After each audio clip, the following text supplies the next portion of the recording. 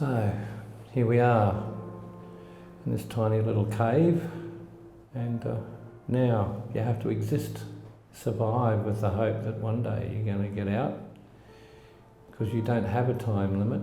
You're on my sentence was a life sentence, so that really means the day you die.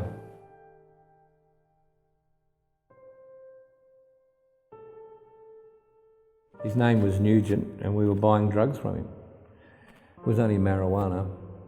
But what we heard and found out was that he was selling marijuana to primary school kids in the area, and we wanted him to stop.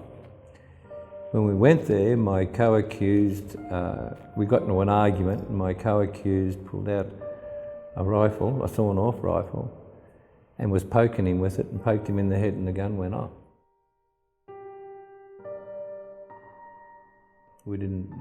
He says he didn't know there was a round in the breech.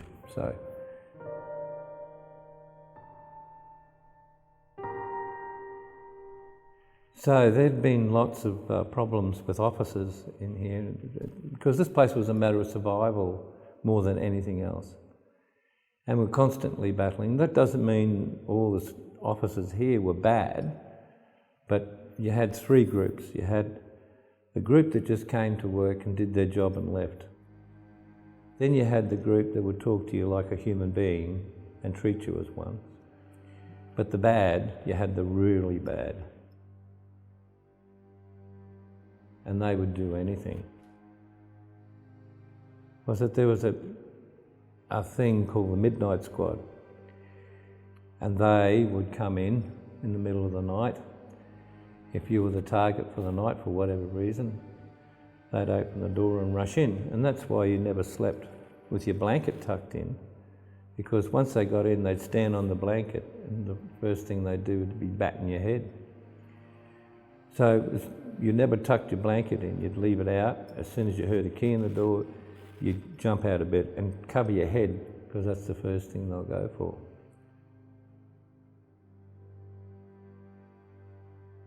Well, the black hole, and the original black hole was just that, a hole with a grill.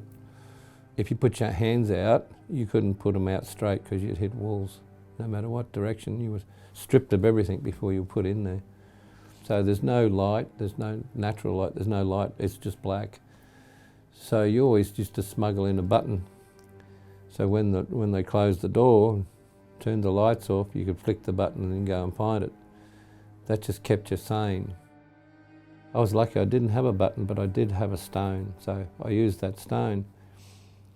My mental health, I think that stone saved me, really. We managed to get a meeting with the minister, Russell Cooper. So he came and met with us, and we explained what was going on. And he said to us, well, I'm going to go away and I'm going to check on everything that you've said to me. If I find it that's true, then I'm going to come back and see you. And we said, that'd be great, but next time when you come in, can you tell them you're coming in for an inspection? And then as you go around on your inspection, you can stop and have a chat to us, if you come back. So a week later, they're starting to paint all the rocks and wear their dress uniforms and getting all la-di-da. The big gates open and in walks Russell Cooper, and he walked straight down and saw us. So he was only here to see us. But what he said to us was that he'd found everything that we'd proposed to him was true, and he was going back to call an inquiry into prisons.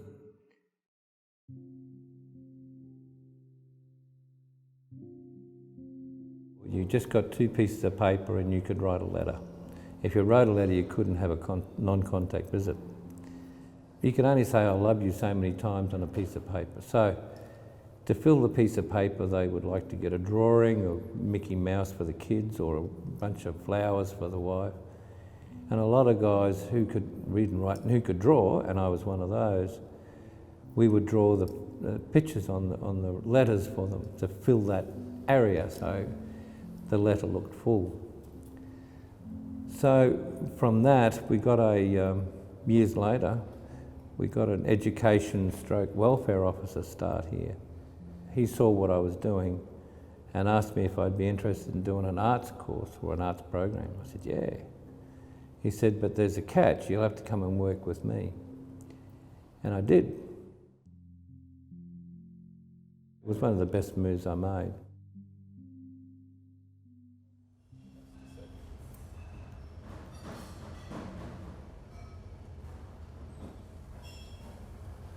So my artwork is pretty well around the world, really. America, Europe, England, in almost every country, really.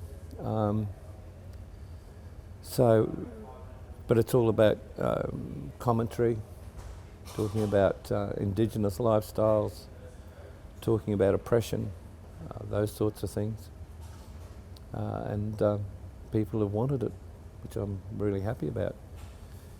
I think most of it could be written down as a commentary, making statements about what's happening in society today or yesterday. A bit like history. I think every artist has some responsibility somewhere along the line to record that. So when I left prison and went to work with Brisbane Youth Service, working with all the homeless kids, I met Robert Henderson.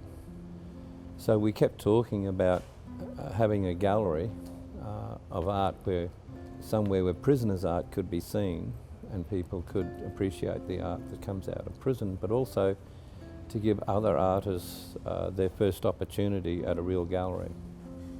And we found this place that we're in now. Here it's about, at the moment, we give exhibitions to first-timers, people who've never had a show before, give them the opportunity to show their art to the world. Sometimes it's just about opening that door, and art's within everybody. It's not just on your walls. I mean, everywhere you look, even if you look at yourself, there's artwork. Somebody's got to design the clothes that you're wearing. Somebody's got to design the shoes you're wearing. Somebody's got to design the car that you're driving. It's everywhere that you can look, there's art. It's just how do you rope that in and make it usable for yourself.